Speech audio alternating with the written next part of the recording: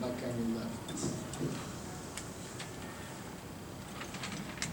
Yeah, Mike, obviously lethargic start, but then you come back, storm back there with the run. Are you, how do you lead? What kind of taste do you have after that game? I mean, are you disappointed with putting yourself in that situation, or more pleased with the fight that you guys showed? First of all, you got to tip your hat to Morehead because they played a great game. And, I've been preaching all year, you can be beaten by any team. Doesn't matter who they are if you don't come to play. And I thought the start of the game we was flat. Like we didn't even want to be out there. But finally, we picked it up when our backs were against the wall.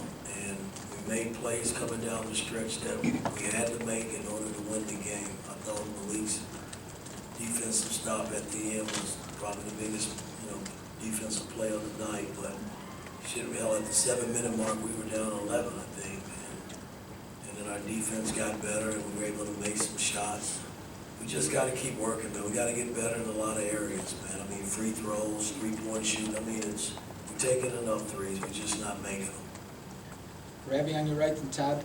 Yeah, Coach, why do you feel that you guys took so long to really kind of get going, start attacking, being aggressive? If I knew that, I could really answer that question. I mean, as coaches, we think we're ready to play every time we step out on the floor. And it didn't happen tonight. For whatever reason, it didn't. But at the end of the day, the guys made the plays that they needed to make to secure the win, and that's what counts. Todd on your right from Jack. Mike, you finished the game with a 20-4 run. Within that run, you out-rebounded Morehead 18-5, and within that, Anthony Walker had 5 of those rebounds.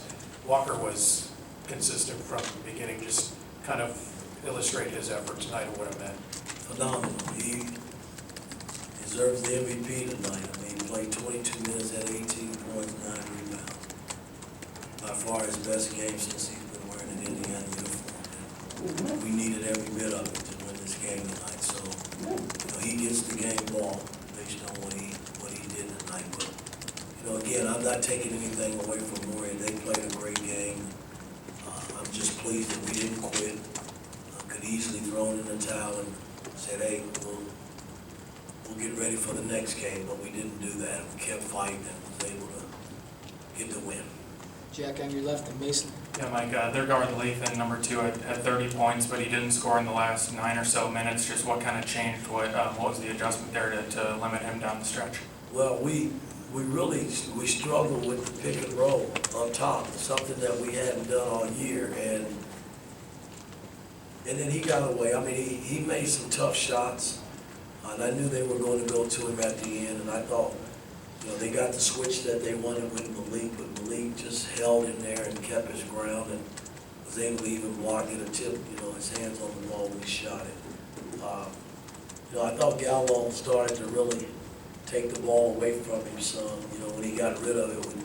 I told Gallo not to let him get it back if he could. And so he was trying in that area to keep the ball out of his hands because he was basically the hottest player on the floor.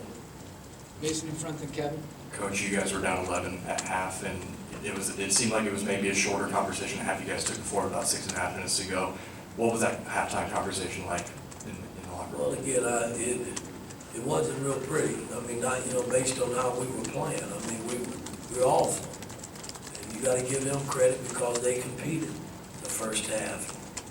Our fans don't come out to see stuff like that. I was very disappointed, and we got it going, late, and like I said, in that 7-minute mark is when we really dug in and did what we needed to do.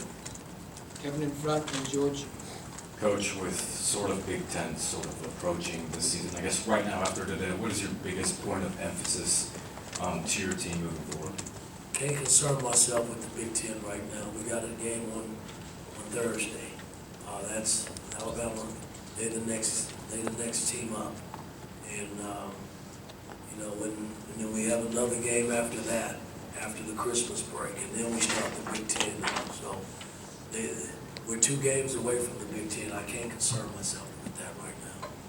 George on your right, last one. Woody, when you put the effort you guys put into Kansas, I mean, this team's looked forward to Kansas since the schedule came out, does it often, the next game, is that the game you guys really gotta worry about when you play? And it seemed like they came out, they were slow coming out for most of the games. Great question, Joe. I mean, you know, my thing is, it should never be that way. When you play in this game of basketball, and especially when you playing here at home, you know, you should never have highs and lows like that. And, you know, the Kansas game was a great game. You know, I thought we did a lot of good things in that game, but we just fell short. That doesn't mean you come back the next game and lay an egg to start the game. That's unacceptable. And that's on me, man. I mean, I was very disappointed in how we played the first half. That should never be. And, you know, I just gotta keep working as a coach to get them better and make sure that we don't put ourselves in that position again. All right, thanks, Coach.